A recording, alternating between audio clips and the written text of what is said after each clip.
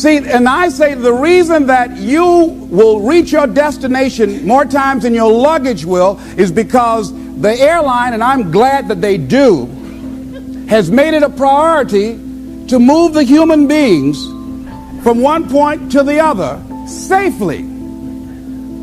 Not send you off to Boston or someplace with your luggage. So I'm not really upset when my luggage doesn't show up. I'm glad they delivered me because they've made me a priority. See, they have made delivering you to your destination important.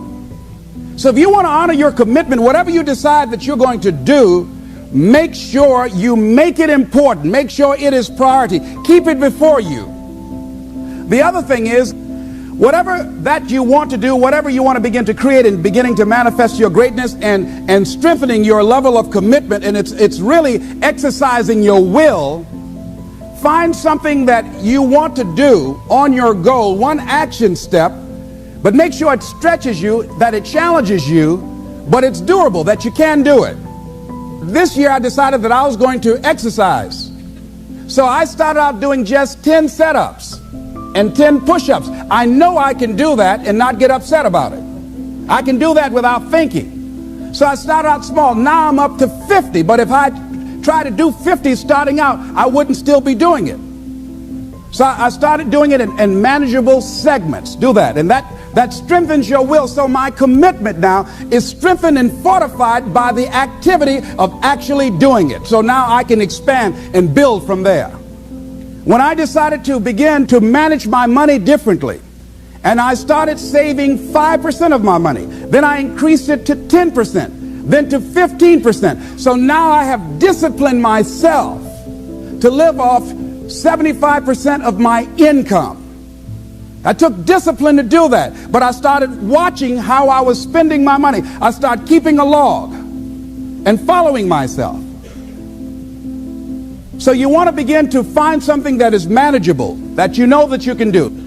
The next thing, in beginning to keep your commitments to yourself, have some friends that will hold you accountable, that won't let you off the hook, that won't tolerate anything less than the best from you. People that will support you in this new way of being, in this new state of consciousness. The other thing is that important is have a contingency plan. See, many times when you make a commitment to do something, there are some other variables that will happen that you can't control or you perhaps did not think about. So you want to have some other plans going on. You want to become creative. See, most people don't keep their commitments because when something goes wrong, they just stop. They don't have a contingency plan. So they don't know what to do next. Start being creative. If you challenge yourself, many times we say, I don't know what to do. And I always ask myself, but if you did know what to do, Les, what will it be? That activates another part of my mind. I start thinking about the possibilities and just experimenting. But many of us just stop dead in our tracks. I don't know what to do. You do know what to do. You've got genius in you. Challenge yourself, push yourself, make yourself come up with something. Use your imagination. And what you will find is that you know more than you realize that you know. That you're more creative and more resourceful than you realize that you are. And as you do that, the more you do it, the easier it will become. At first, it's going to be a struggle. And after you get into a certain level of consciousness, you will ask yourself, how is it that I didn't see this before? At the level that I'm managing my business now, they say consciousness is what we are. I literally look at myself and say, how is it that I didn't do this before? Why is it that I couldn't see this before? And the reason that I didn't see it before, because I didn't challenge myself. I didn't put myself out here. See, the reason that most of us go through life never discovering our true greatness, literally walking, breathing corpses, the uncommitted life isn't worth living. Why? Because it doesn't produce anything. See, you only make things happen. Your life only counts. You only make a difference when you are committed. When you make a commitment with your life. That's the people that make a commitment with their lives. The people that make a commitment to their customers. The people that make a commitment to their families, to their relationships, are the people that make the greatest impact in life. It's one of maybe the most important thing in life is to get to know yourself better. But for all of history, this was a process of self-exploration. which you did through things like meditation and maybe sports and maybe art and contemplation and all these things. What does it mean when the process of self-exploration is being outsourced to a big data algorithm? Again, the philosophical implications are quite mind-boggling. If you know what kind of emotional state you want to be in, you can just tell the algorithm what you want and it will do it. If you're not sure, you can tell the algorithm, follow the recommendation of the best psychologist today. So let's say you have the 5 stages of grief. So okay, walk me with music through these 5 stages of grief. And the algorithm can do that better than any human DJ. And what we really need to understand in this regard is that what music and most of art plays on, in the end, is the human biochemical system.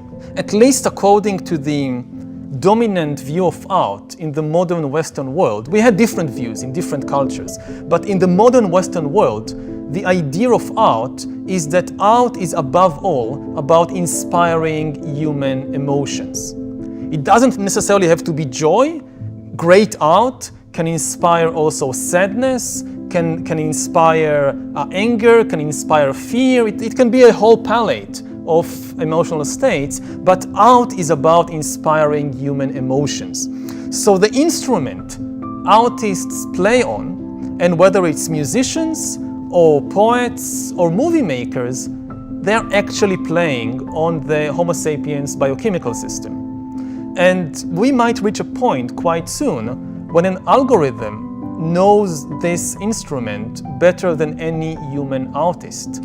A movie or a poem or a song that will not move you, that will not inspire you, might inspire me.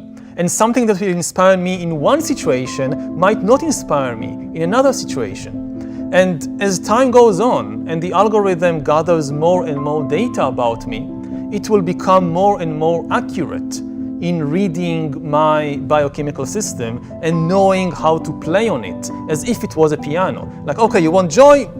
I press this button and out comes the perfect song, the only song in the world that can actually make me joyful right now. You just have to know the first step to take. And when you take that step, you're going to find that your conditions, your circumstance, and environment will change. Then you see how you have to make the next step. It's a matter of adapting all the time. You only have to know 2 things. You have to know where you're going, and you have to know that you're going to get there. You've got to see it in your mind. Now, this is the beautiful scenario.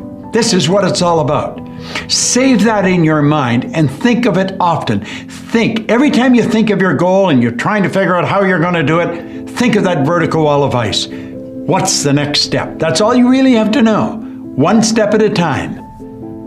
And you'll get to wherever you're going. That's how Hillary got to the top of Mount Everest. There's too much chance associated with it to spend a lot of time on. Maybe you can stretch it to 5 years, and in rare cases, you can have a 10-year goal, but it has to be pretty low resolution. But you want plans at all those levels of resolution. You want to write the things down. And because what are you going to do? You're going to stumble around and get what you need? You're going to stumble around and be useful to other people? And it's useful to be useful to other people, you know. They want to work with you then. They want to do things with you. They want to have you around. They trust you. They open up opportunities for you. And if you stumble around like you're blind, you're not going to get anywhere. And then you're going to suffer. And then you're going to be bitter. And then you're going to be cruel. So that's hell. That's a bad outcome. Most people's idea of listening is waiting until the other person has finished talking so they can start their own monologue. I can't tell you how many times I'll have a walk with someone. I love walking meetings, 1-hour walks. I learned it from Steve Jobs. And through the entire walk, they're just sharing their story, and they're sharing where they're at, and they're sharing their frustrations, and they're sharing their insecurities, and they haven't asked me a single question. And I'm happy to help. I'm happy to listen. Someone asked me the other night, when that happens, what do? And I say, you know what? Most people have a deep need to be heard.